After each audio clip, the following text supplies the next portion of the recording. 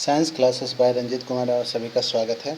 आप सभी पढ़ने जा रहे हैं class 9 biology the fundamental unit of life. इसमें हम लोग एक्सरसाइज के क्वेश्चन आंसर करने जा रहे हैं।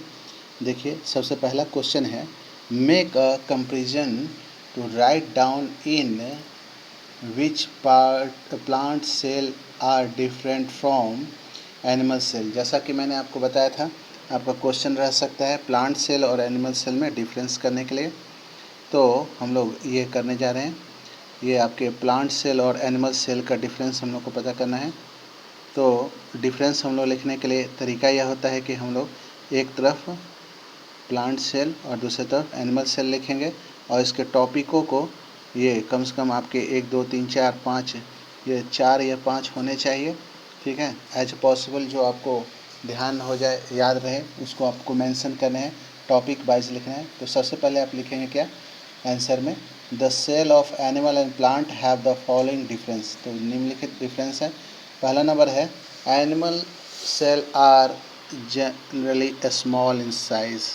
एनिमल सेल जो होते हैं छोटे छोटे होते हैं साइज़ में।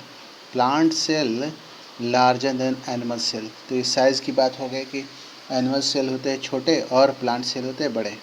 फिर क्या होता है, सेल वॉल। सेल वॉल जो है एनिमल सेल में नहीं होता है, लेकिन जो प्लांट सेल होता है, the plasma membrane of a plant cell is surrounded by rigid cell wall of cellulose. यानी सेलुलोज से बना हुआ रिजिड सेल वॉल होता है किसके अंदर, प्लांट सेल के अंदर। अब आइए 3 नंबर है, except the protozoa euglena no animal cell process plastid.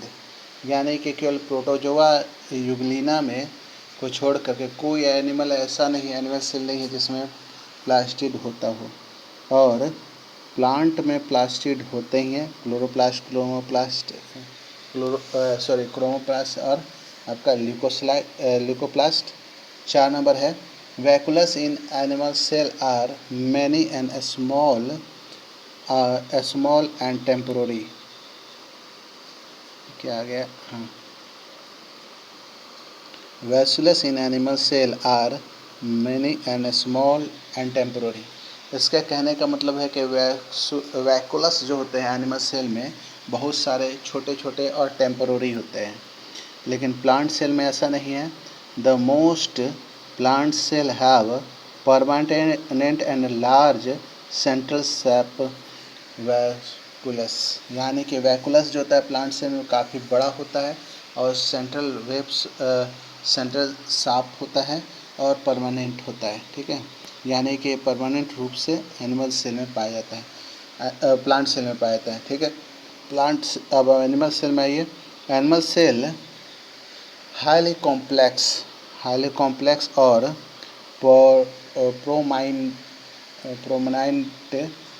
प्रोमाइनेंट Golgi एप्रेटस होता है। यानी एनिमल सेल के अंदर सिंगल हाई कॉम्प्लेक्स और प्रोमाइनेंट गोल्जी एप्रेटस पाए जाते हैं, लेकिन प्लांट एनिमल में क्या पाया जाता है वो देखेंगे हम लोग।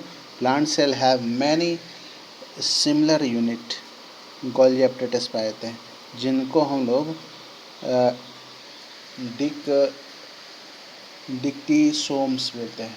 ठीक है, डिक्टीसोमस बोलते हैं। डिक्टीसोमस जो है गोल्जी एप्रेटस जो बहुत सारे पाए जाते हैं प्लांट सेल में, उनको बोलते हैं। तो आपको ध्यान रहेगा कि एनिमल सेल में आपके एक सिंगल हाईली कॉम्प्लेक्स गोल्जी एप्रेटस पाया जाता है, हाईली कॉम्प्लेक्स और प्रोमाइनेंट। ठीक है, प्रोमाइनेंट गोल्जी एप्रेटस पाया जाता है। एनिमल सेल के अंदर आपका हाईली कॉम्प्लेक्स और प्रोमाइनेंट गोल्जी एप्रेटस पाया जाता है। इन प्लांट सेल में ऐसा नहीं है। प्लांट सेल में बहुत सारे गोल्जी एप्रेटस पाए जाते हैं, जिनको हम लोग डिक्टीसोम्स बोलते हैं। अब 6 नंबर है, एनिमल सेल हैज़ सेंट्रोसोम पाया जाता है और सेंट्रोइड्स पाया जाता है। लेकिन प्लांट सेल लेक सेंट्रोसोम, उसमें सेंट्रोसोम और सेंट्रोइड्स नहीं पाया जाता है प्लांट सेल में।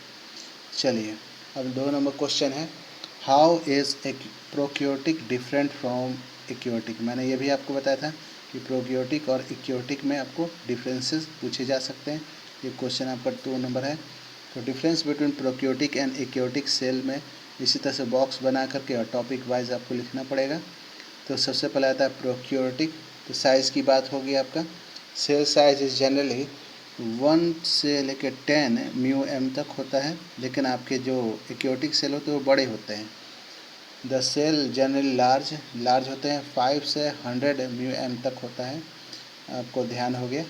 फिर nuclear region is nucleoid not surrounded by nuclear membrane. Nuclear membrane से ढका हुआ इनका न्यूक्लियस नहीं होता है, न्यूक्लियोइड्स के रूप में होता है, ठीक है। लेकिन इनके न्यूक्लियस होते हैं mineral is surrounded bye nuclear membrane, nuclear membrane से ढके हुए होते हैं। ओनली सिंगल क्रोमोसोम प्रेजेंट, यानी कि जितने भी आपके प्रोक्योटिक होंगे उनमें सिंगल क्रोमोसोम होगा, लेकिन जो आपके एक्योटिक होंगे उनमें मोर देन 1 क्रोमोसोम, एक से ज़्यादा क्रोमोसोम पाया जाएगा। ये 4 नंबर है। न्यूक्लियोलस जो है वो आपकी एब्सेंट होते हैं, और इसमें न्यूक्लियोलस जो है वो प्रेजेंट होता है, यानी न्यूक्लियस के अंदर जो आपके जो ऑर्गेनल्स होते हैं उनको न्यूक्लियोलस कहते हैं। तो न्यूक्लियस जो है वो आपके एक्योटिक में पाए जाते हैं, प्रोक्योटिक में नहीं होता है। Membrane bonded cell organelles are absent, यही नहीं आपके मेम्ब्रेन बॉन्डेड सेल ऑर्गेनल्स भी इसमें डिसअपियर होते हैं, लेकिन आपके एक्योटिक में मेम्ब्रेन बॉन्डेड सेल ऑर्गेनल्स पाए जाते हैं, ठीक है। अब आइए 6 नंबर है सेल डिवीजन बाय फ्यूजन और बडिंग नो मीटोसिस, यानी कि सेल डिवीजन फ्यूजन द्वारा होता है या बडिंग द्वारा होता है, लेकिन मीटोसिस नहीं होता है। और इसमें सेल डिवीजन होता है मीटोसिस और मियोसिस, मियोटिक दोनों होता है, यानी मीटोटिक और मियोटिक दोनों होता है, ठीक है। ये दोनों तरह के आपके सेल डिवीजन इसमें पाए जाते हैं, मियोसिस, मीटोटिक और मियोटिक, ठीक है। चलिए अब क्वेश्चन नंबर 3 है, what would happen if the plasma membrane rupture और ब्रेक। प्लाज्मा मेम्ब्रेन रप्चर या ब्रेक कर जाए तो क्या होगा। प्लाज्मा मेम्ब्रेन ये सेलेक्टिव परमिएबल मेम्ब्रेन होता है, सेल का जो मेंटेनेंस करता है इट्स होम्योस्टैटिस, ठीक है, that is constant internal composition of the cell. It is rupture of और ब्रेकडाउन जब हो जाएगा तो constant internal chemical composition of the cell will be lost, जो आपके इसके इंटरनल कंपोजिट है केमिकली वो लॉस्ट हो जाएंगे, and it will not be able to perform basic function, तो बेसिक फंक्शन करना बंद करेगा। Such a cell with rupture plasma membrane is killed, यानी कहने का तात्पर्य है जब भी ऐसा होता है, जब भी आपका प्लाज्मा मेम्ब्रेन रप्चर या ब्रेकडाउन हो जाएगा तो प्लाज्मा मेम्ब्रेन के सेलेक्टिव परमिएबल होने से आपके जो कुछ चीज़ें जो होता है वो फ्लो होता है बाहर की तरफ या अंदर की तरफ मूव करता है। तो ऐसे कंडीशन में क्या होगा कि जो आपके content internal components of cell हैं वो रप्चर या इसके लॉस डाउन होने पर इंटरनल केमिकल कंपोजिशन सेल वो भी तबाह हो जाएंगे, और आपका अल्टीमेटली जो है से प्लाज्मा मेम्ब्रेन जो वह पूरी तरह से डाई हो जाएगा, ठीक है। चलिए तो 4 नंबर क्वेश्चन आपके सामने।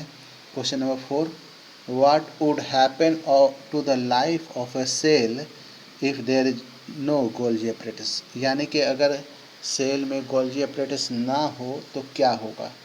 तो the material synthesize in endoplasmic reticulum are stored, समझ रहे हैं, स्टोर्ड होता है, सॉर्टेड होता है, मॉडिफाइड और पैक्ड होता है, ठीक है, और डिस्पैच भी होता है। ये सारा कौन करता है, गोल्जी अपरेटस करता है, to various targets inside and outside of the cell, यानी सेल के अंदर भी और सेल के बाहर भी गोल्जी अपरेटस ये काम करता है, पैक प्रोडक्ट इन वैसुलस फॉर्म में और द सेक्रेटरी वेसल्स के रूप में। इन सम केस कॉम्प्लेक्स शुगर जो होते हैं जैसे ग्लूकोज, सेलुलोज में भी made from simple sugar in Golgi apparatus. The Golgi apparatus is also involved in the formation of the cell, which will not be possible if Golgi apparatus is not there. तो Golgi apparatus ये involve होता है formation करने के लिए उस तरह के सेल के लिए जो कि मैंने कहने वाला कि कोई ऐसा सेल ही संभव नहीं होता जिसमें गोल्जी अपरेटस ना हो। मैंने बहुत सारे काम जो होता है आपके गोल्जी अपरेटस करता है, आपने देखा ही। वो एंडोप्लाज्मिक रेक्टिकुलम से निकलने वाले जो आपके फैट, लिपिड्स और प्रोटीन होते हैं उनको स्टोर, मॉडिफाई, पैकेज और डिस्पैच करने का काम करता है अलग अलग जगहों पे। और इतना ही नहीं, वो क्या करता है कि आपके वैसुलस और सेक्रेटरी वेसिकल्स होता है, इन सब का भी निर्माण करता है। कॉम्प्लेक्स शुगर सेलुलोज जो होता है उसको सिंपल शुगर में बनाने का काम भी गोल्जी अपरेटस में होता है। तो ये गोल्जी अपरेटस जो है सेल के फॉर्मेशन में बहुत ज़्यादा इसका योगदान है, इसलिए ये पॉसिबल ही नहीं है गोल्जी अपरेटस के बिना सेल का। इसलिए बहुत ही महत्वपूर्ण रखने के चलते ये संभव नहीं है कि गोल्जी अपरेटस के बगैर सेल की कल्पना भी नहीं की जा सकती है। आज के वीडियो में इतना ही। अगले बार हम लोग क्वेश्चन नंबर 5 से क्वेश्चन आंसर करेंगे। इस वीडियो को लाइक करें, शेयर करें, सब्सक्राइब करें और बेल आइकन को प्रेस करें ताकि आपको नए नोटिफिकेशन मिले। आप कमेंट सेक्शन में क्वेश्चन टाइप करके पूछ सकते हैं ताकि मैं आपके वीडियो के अंत में जब मैं इसको ट्रांसफ़र करता हूं तो आपके रिप्लाई में अपने डिस्क्रिप्शन बॉक्स में दे सकूं। Thank you, have a nice day.